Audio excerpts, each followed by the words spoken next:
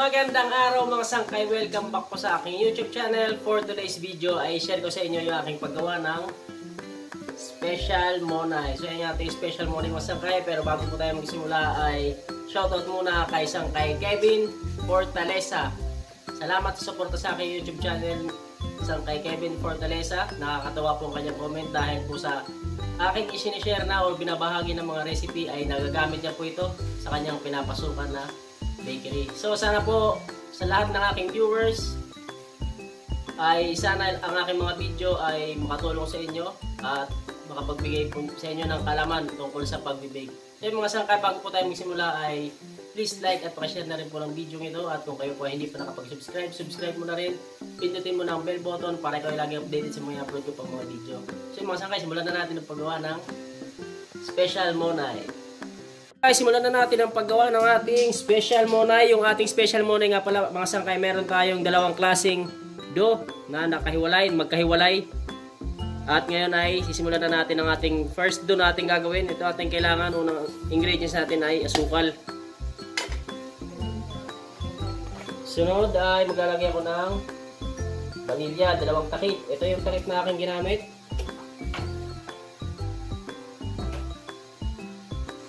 Next ingredients, asin. Sunod kong ilalagay ay shortening. Sunod kong ilalagay ay tubig.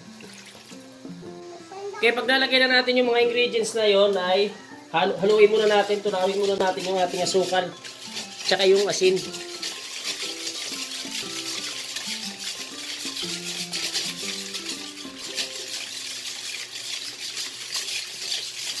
Bale, yung ating gagawing special monay mga sangkay ay gagamitan natin ng roller or makina. Yan, kapag nahalo na natin ng maayos ay ilagay na natin yung ating susunod na ingredients. Lalagay ako ng harina.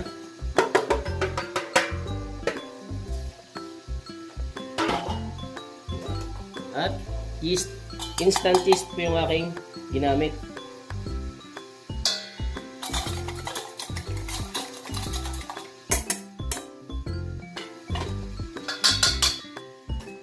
Sunod ay bubuhin na natin yung ating first dough.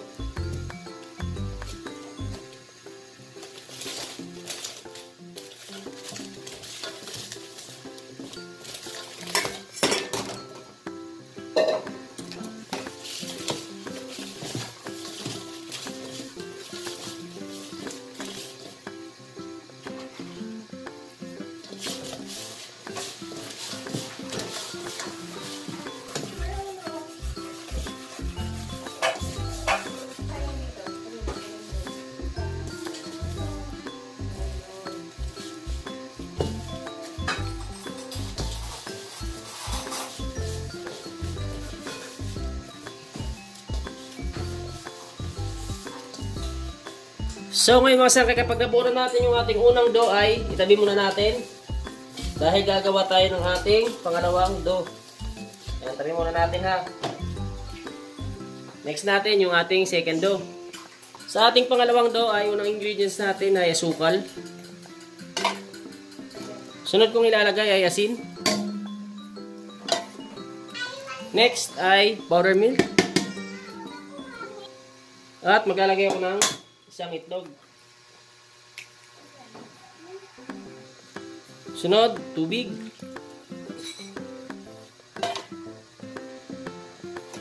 At margarine. Kaya pag nalagyan na natin yung mga ingredients na aking nabanggit ay haluin muna natin. Tunawin din natin yung ating asukal at saka yung asin natin linagay.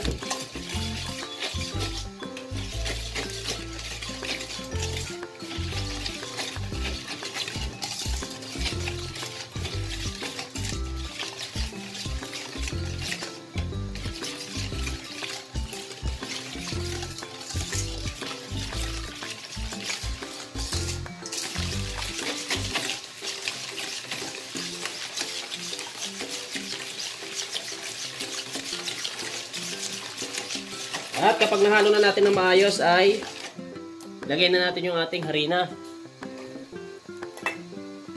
Bale, itong aking lalagay na harina mga sangkay ay kalahating kilo. 1/4 ang first class or hard flour at 1/4 din yung ating soft flour. Bali kalahating kilo ito. At bubuuhin na natin yung ating pangalawang dough.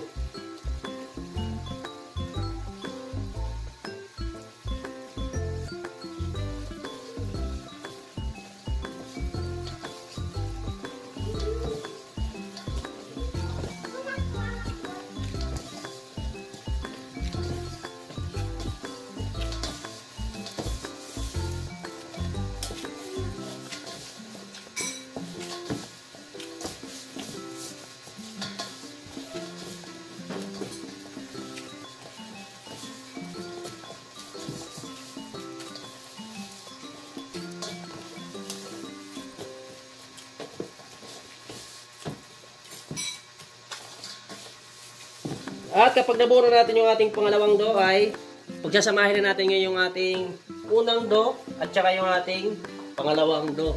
Yan. Bali gagamitin natin ito ng makina para mapakinis natin ng maayos. Ayan na yung ating dalawang dough mga sangkay. Mamakinahin na natin ngayon.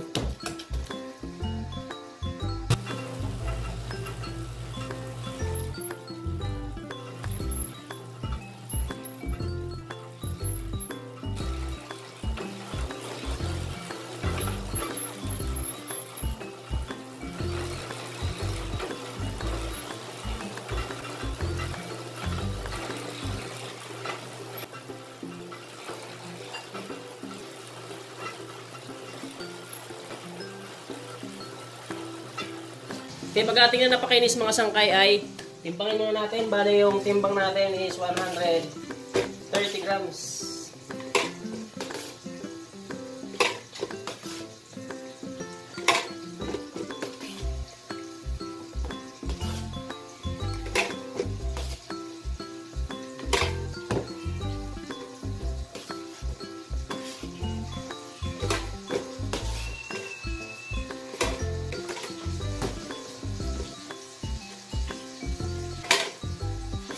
So ayun mga sangkay, bali meron tayong 2, 4, 6, 8, 10, 12, 14 piraso. Ngayon pupormahin na natin yung ating special monay.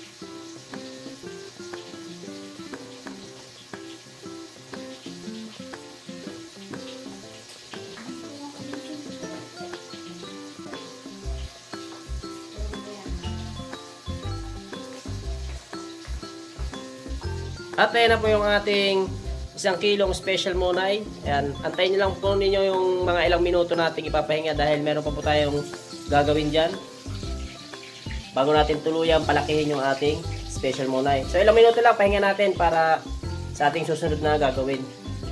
Sangkay, ito binalikan na natin yung ating pinapalsa or pinahinga na special monay. Kaya kung mapapansin nyo medyo malaki na, di ba? At ito meron tayong 1 pirasong egg yolk at hinaluan natin ng ibap milk. Ayan, bali papahid natin to sa ibabaw. Inuulit ko, 1 pirasong egg yolk at maglalagay lamang po tayo ng ibap. Yan, tatansyahin lang natin yung ibap.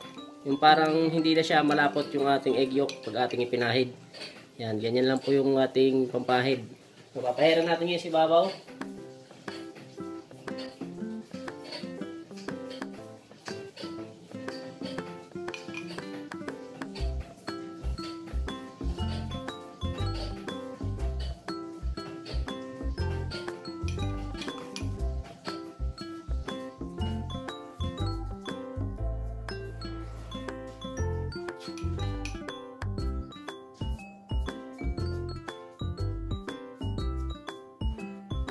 At maglalagay din ako ng linga. Ayan, optional lamang po yung paglagay ng ating linga. Dahil ito ay palamuti lamang po. Kaya maglalagay tayo ng linga sa ibabaw.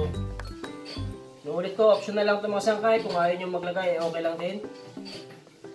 Kaya lagyan lang natin ng palamuti. Yung ating special monay.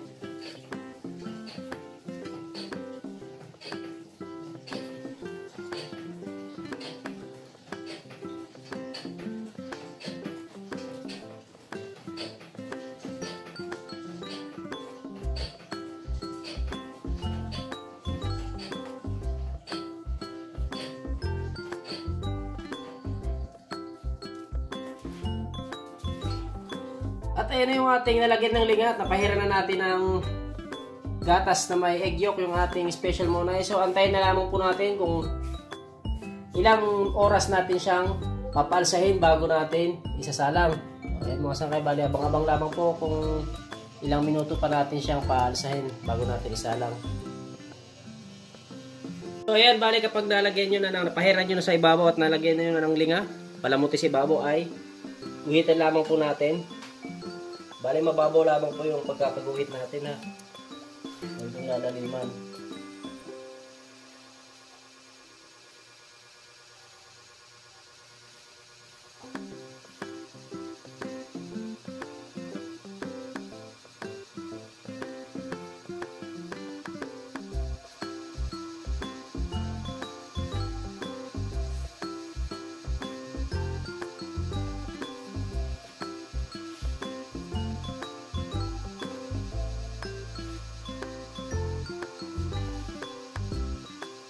Ngayon mga sangkay, ayan, bali napalsa natin ng 2 oras yung ating special monay. Ngayon isasalang na po natin yung ating special monay. So mga sangkay, 2 oras po natin pinahinga o pinalsa bago natin isalang. So bali ang init ng ating oven ay 150 degrees Celsius at katamtaman na ako lamang po yung ating gagamitin.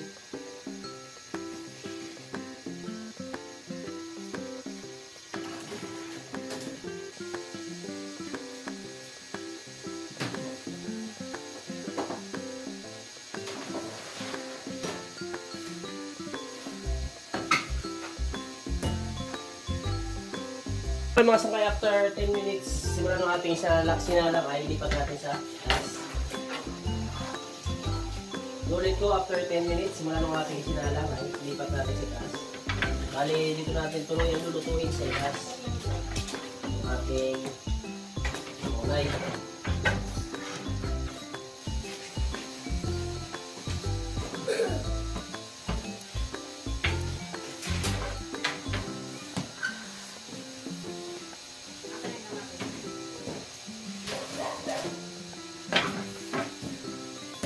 At after 10 minutes mga sangkay, simula nung ating inilipat sa taas ay so ito na yung ating special monay. Ayan, bali 20 minutes nating linuto, 10 minutes sa baba at 10 minutes sa taas. Ayan na po yung ating monay.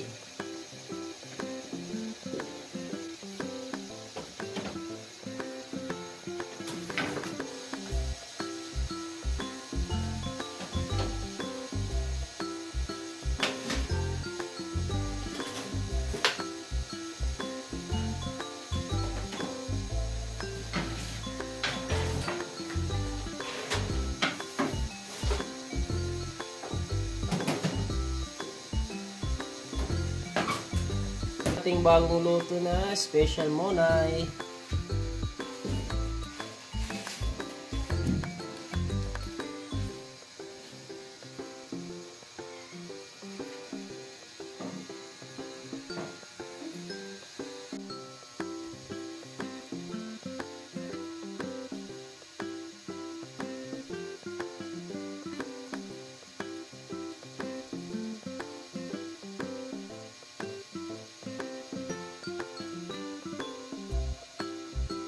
So ganyan kasiksik yung ating special monay mga sangkay. Ayan, mga pansin, siksik na siksik, di ba?